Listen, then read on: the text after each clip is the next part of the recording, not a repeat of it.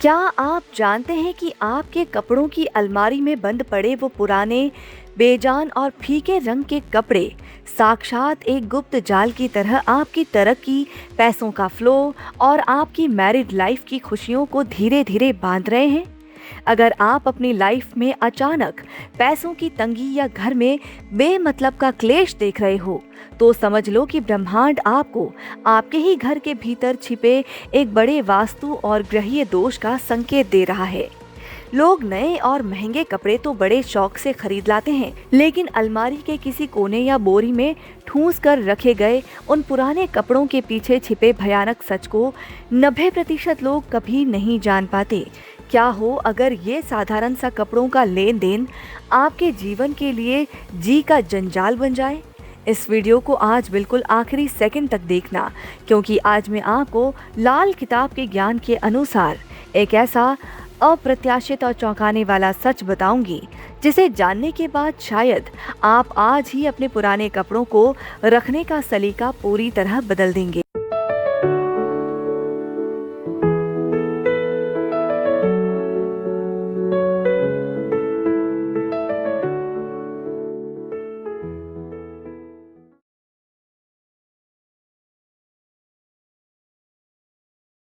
नमस्कार, Sanjeev Malik life coach YouTube channel में आपका स्वागत है।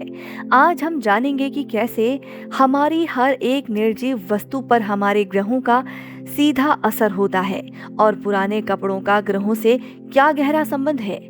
आज हम लाल किताब के अनुसार ये भी समझेंगे कि पुराने कपड़ों को कब, किसे और कैसे दान करना चाहिए, ताकि हमारे जीवन का शुक्र ग्रह हमेशा मजबूत बना रहे।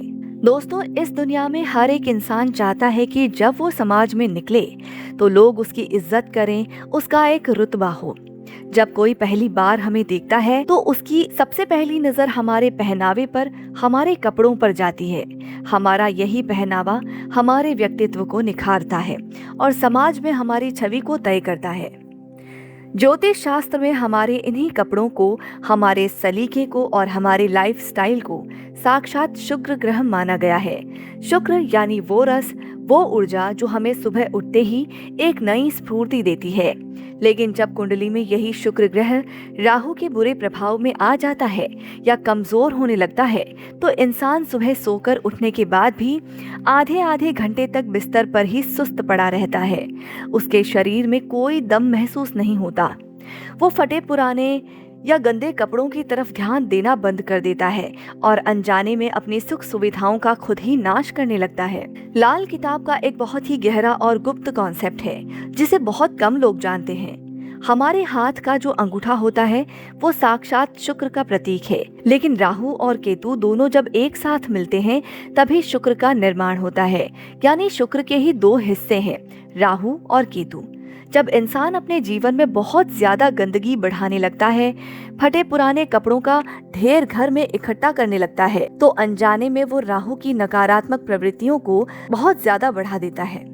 और राहु एक ऐसी अनियंत्रित शक्ति है कि अगर इसे समय रहते सही दिशा नहीं दी गई तो ये सबसे पहले आपकी मैरिड लाइफ में बेमतलब का शक पैदा करेगा, आपके दिमाग में अजीब अजीब कड़वे विचार लाएगा और आपकी आर्थिक स्थिति को पूरी तरह बर्बाद कर देगा। यहाँ तक कि लोग अजीब किस्म के ऑब्सेशन और गलत आदतों के शिकार हो जाते हैं। वीडियो में आगे बढ़ने से पहले मैं आपके साथ एक बहुत ही महत्वपूर्ण जानकारी साझा करना चाहता हूं। क्या आप अपनी लाइफ से स्ट्रेस और नेगेटिविटी को हटाकर एक कॉन्फिडेंट और पीसफुल पर्सनालिटी बनाना चाहते हैं? सेल्फ अवेकनिंग मिशन प्रस्तुत करता है certification reiki with mind power course. हमारे मार्गदर्शन में आप सीखेंगे प्राचीन रेकी विधि से अपने चक्रास और ऑरा को क्लीन करना और माइंड पावर से अपनी छिपी हुई शक्तियों को जगाना। यह कोर्स सिर्फ हीलिंग नहीं बल्कि एक कंप्लीट पर्सनैलिटी ट्रांसफॉर्मेशन है। एक सर्टिफाइड हीलर बनने के लिए आज ही हमसे संपर्क करें। तो चलिए दोस्तों, अब वापस अपनी मुख्य और गहरी बात पर आते हैं।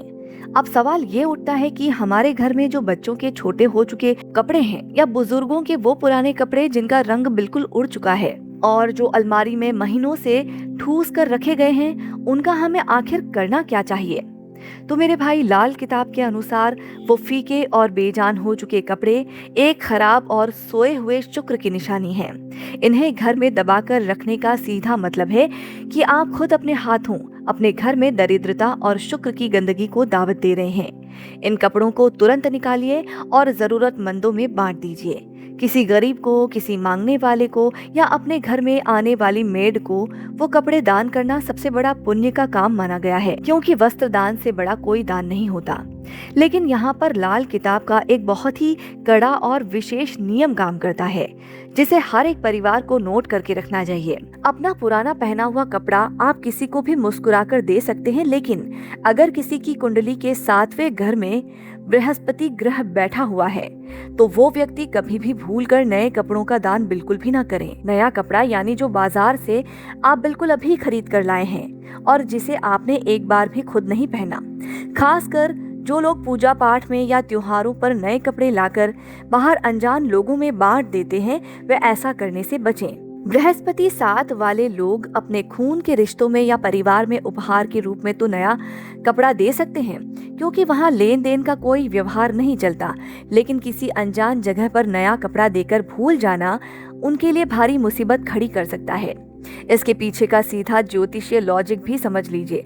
कुंडली का जो 7वां घर होता है वो मूल रूप से शुक्र का पक्का घर माना जाता है। जब वहाँ बृहस्पति बैठता है और इंसान बहुत ज्यादा बढ़ चढ़कर दान पुण्य या पूजा पाठ करने लगता है तो धार्मिक कर्मों से उसका बृहस्पति तो बहुत ज्यादा मजबूत और बड़ा हो जाता है, लेकिन उस घर का जो असली मालिक है यानी शुक्र, वो धीरे धीरे कमजोर और निष्प्राण होने लगता है। यही वजह है कि जिन लोगों के 7वें घर में बृहस्पति होता है, अगर वे घर के भीतर 2-2 घंटे लंबी पूजा करते हैं या मूर्तियों का ढेर लगा लेते हैं तो उनकी मैरिड लाइफ और उनका पैसा दोनों हमेशा के लिए ब्लॉक हो जाते हैं। ऐसे लोगों को पूजा पाठ के लिए हमेशा बाहर मंदिर जाना चाहिए और घर में अपनी धर्म पत्नी को ही पूजा करने की पूरी आज्ञा देनी चाहिए। पुरुष का काम बाहर पुरुषार्थ करना है, न कि घर में पुजारी बनकर अपने शुक्र के फलों को खराब कर लेना। अगर बृहस्पति 7 वाले लोग नए कपड़े बांटना चाहते हैं तो वे अपने जीवन साथी के हाथों से दिलवाएं, खुद स्पर्श न करें। अब कुछ लोग सोचते हैं कि क्या हम अपने पुराने कपड़ों का घर में कोई दूसरा इस्तेमाल कर सकते हैं? बिल्कुल कर सकते हैं। आप अपने उन पुराने सूती कपड़ों को साफ सफाई में काम में ले सकते हैं, जैसे घर का पोंछा बना लिया या अपनी गाड़ी को साफ करने के लिए इस्तेमाल कर लिया, क्योंकि गाड़ी की धूल और गंदगी को साफ करना ही साक्षात राहु का उपाय है। जब आप राहु रूपी गंदगी को साफ करने के लिए उन कपड़ों को कर्म में लगा देते हैं तो राहु का दोष दूर हो जाता है और आपका शुक्र अपने आप मजबूत होने लगता है। लेकिन यहाँ भी एक सावधानी रखनी बहुत जरूरी है।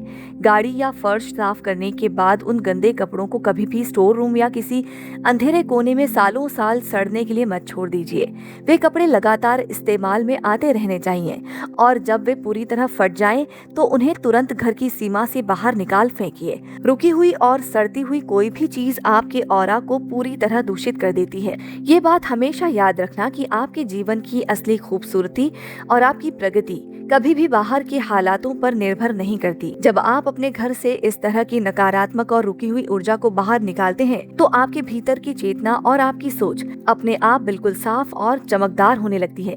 जैसे किसी खाली जगह पर भी नई और सुंदर चीजें आ सकती हैं, वैसे ही जब आप अपने दिमाग से, अपने घर से इस कबाड़ को साफ करेंगे तभी साक्षात माँ लक्ष्मी की कृपा आपके जीवन पर बरसेगी।